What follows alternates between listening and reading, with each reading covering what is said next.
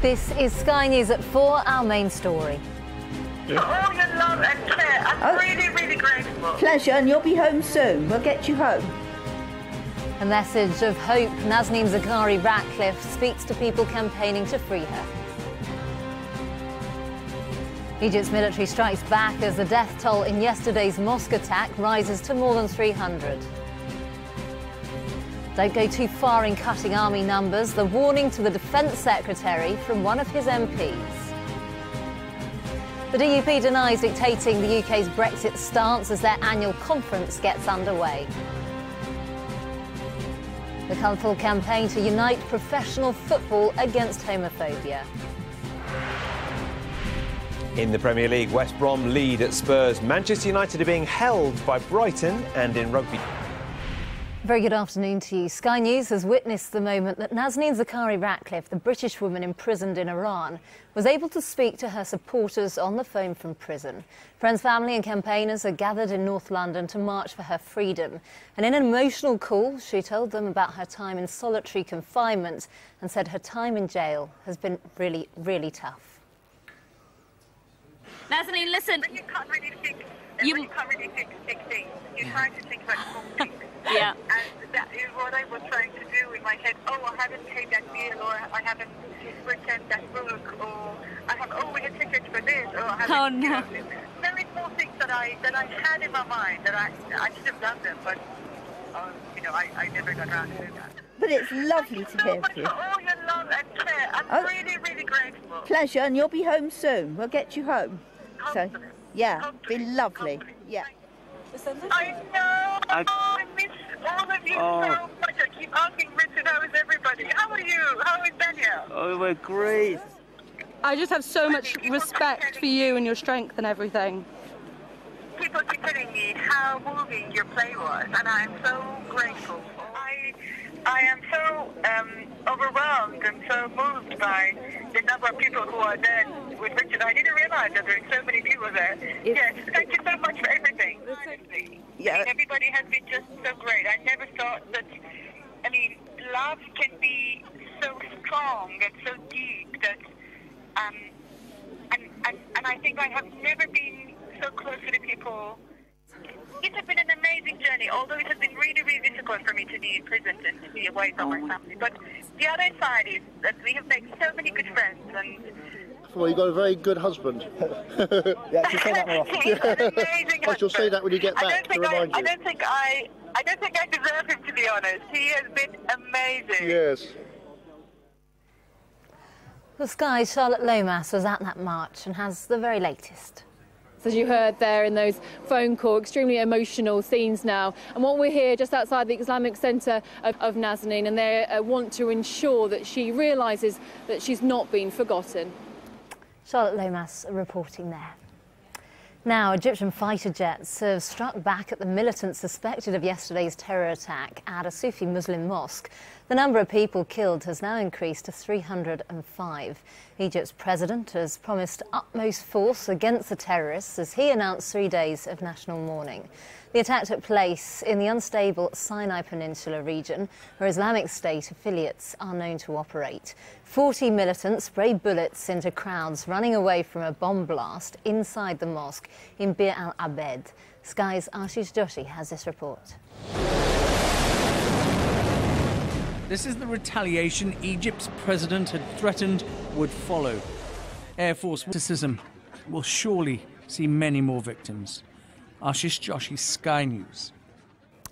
There are two major terrorist groups operating inside Egypt's Sinai region, the so-called Islamic State, and young people away from the extremist ideology of the Islamic State. The government has been warned today by one of its own MPs not to go too far in cutting army numbers.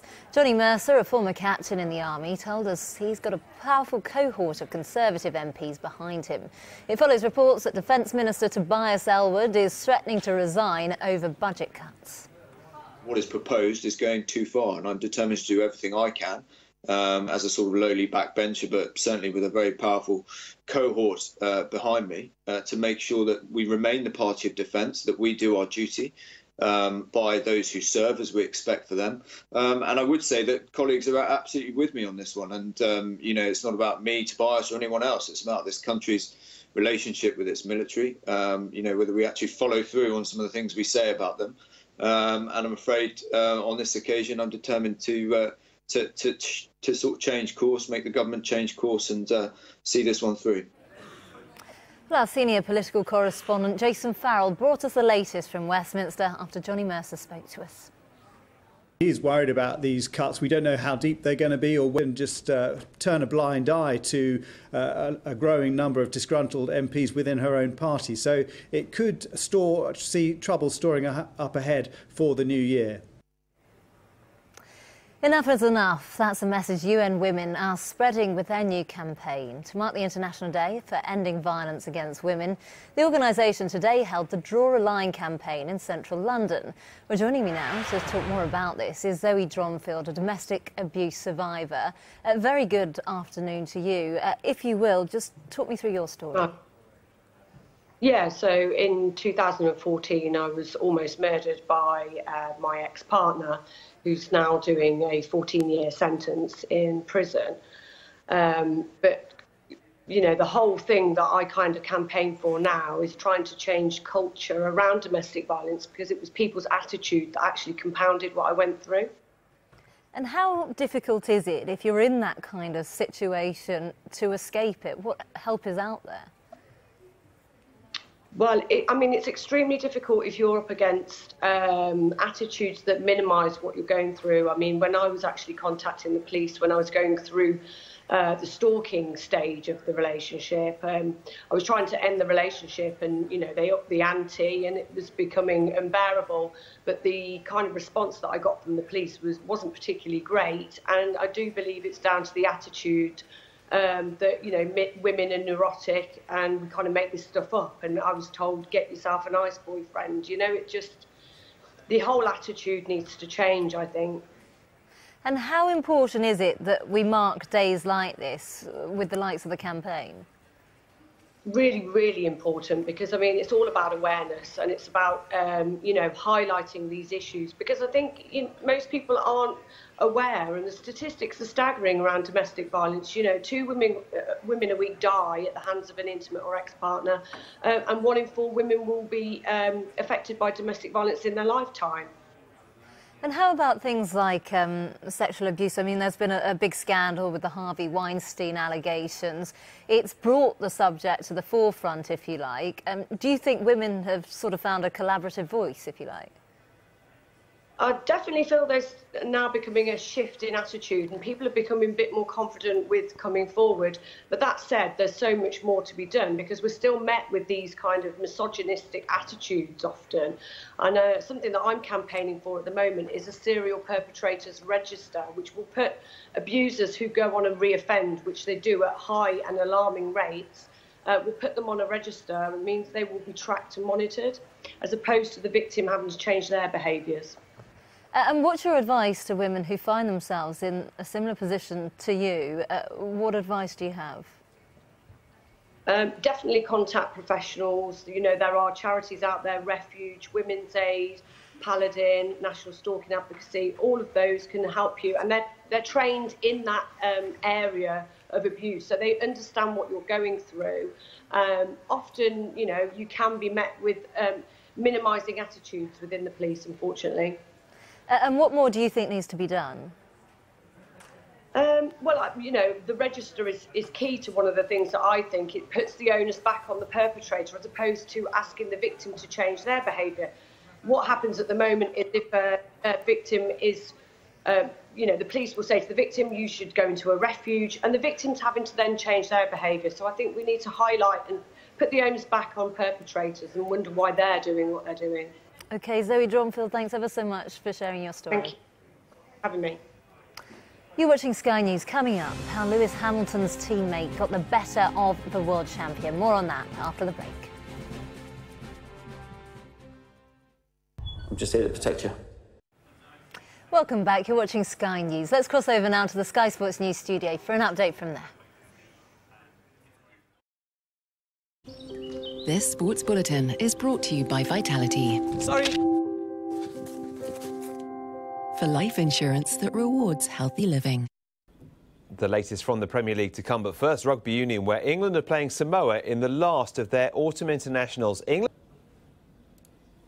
That's it for now. There's more live on Sky Sports News, and we're back soon. For life insurance that rewards healthy living. Vitality. Let's get a check on the weather now. Whatever the weather, enjoy your holiday. Multitrip.com Travel Insurance, proud sponsors of Sky News Weather. Eastern Britain will be mostly fine tomorrow, but there will be showers elsewhere and more general rain for the northwest later. Before then, the north and the west will be windy with a scattering of showers to end the afternoon, but the southeast will be pretty fine. Wintry showers will continue in many northern and western parts overnight, but central and eastern parts of both Britain and Ireland will be mostly dry.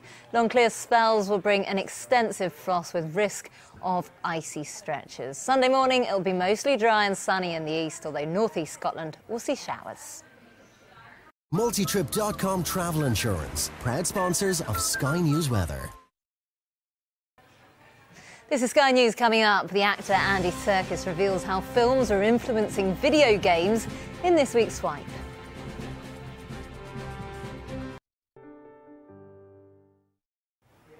You're watching Sky News. Our top stories this afternoon. Nazanin Zaghari-Ratcliffe, the British woman imprisoned in Iran, has spoken to her supporters on the phone from prison as they gathered for a freedom march in North London. Egyptian fighter jets have struck back at the militants suspected of yesterday's terror attack in northern Sinai, which killed at least 305 people. And the DUP's leader, Arlene Foster, has insisted her party is not dictating the UK's government's position on the Irish border in Brexit negotiations. Well, time now for the latest technology news. Here's Swipe with Gemma.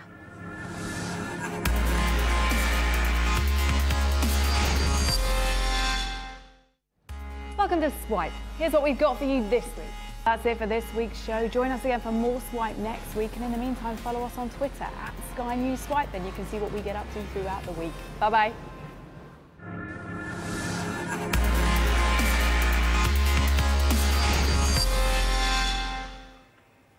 Now, Ireland's government is in danger of collapse in the next few days, just as Britain's Brexit negotiators try to agree a solution to the Northern Ireland border problem and move talks on. Arlene Foster, whose DUP party is propping up Theresa May's government in Westminster, has denied she's dictating the Prime Minister's Brexit position. But let's go live now to our Ireland correspondent, David Blevins, at the DUP's conference in Belfast. And David, instability in Ireland at a crucial point for Brexit negotiations. Yes, and I think that's particularly why the DUP has been presenting itself as a party that is, dare I say it, strong and stable. We're determined to get a solution to devolution, but Sinn Féin needs to get serious, and I said that in the speech. They need to look at whether they want to do business with us or whether they want to see direct rule ministers in place, because time is running out. Northern Ireland can't go on without ministers. We're reaching the end of the year, and in January we will be in a position where we haven't had a government for an entire year, and that's just not good enough for the people of Northern Ireland. Thank you very much for your time. There hasn't been a devolved government, as Mrs Foster's been explaining, for the best part of a year now, so it's very clear the DUP leader is going to use her newfound influence at Westminster to get the best possible deal, as the DUP see it, not just for Northern Ireland, but for people in Birmingham and Bristol as well as Belfast, they told us today. Back to you. Indeed, thanks ever so much, David. You're watching Sky News. Coming up in the sport, how Lewis Hamilton's teammate got the better of the world champion. More on that after the break. For ends Monday, DFS. Welcome back. Let's get a check on the weather now. Beneath pink skies by the Taj Mahal, or as the sun sets in the City of Angels. Eastern Britain will be mostly fine tomorrow, but there will be some showers elsewhere and more general rain for the northwest later on. Before then, the north and the west will be windy with a scattering of showers to end the afternoon, but the southeast will be fine. Wintry showers will continue in many northern and western parts overnight, but central and eastern parts of both Britain and Ireland will be mostly dry. Long clear spells will bring an extensive frost with risk of icy stretches. On to Sunday morning, it'll be mostly dry and sunny in the east, although northeast Scotland will see wintry showers. But western parts will be cloudier than today, with a scattering of showers bringing snow to northern hills. It'll stay cold for most, but Ireland and southwest Britain will be a few degrees warmer. The weather, sponsored by Qatar Airways.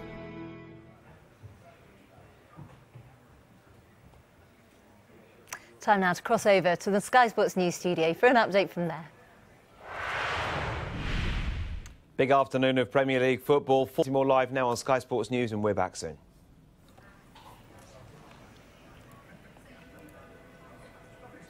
You're watching Sky News. Coming up at 5, marching to free Nazanin, the campaign for the Britain jailed in Iran takes to a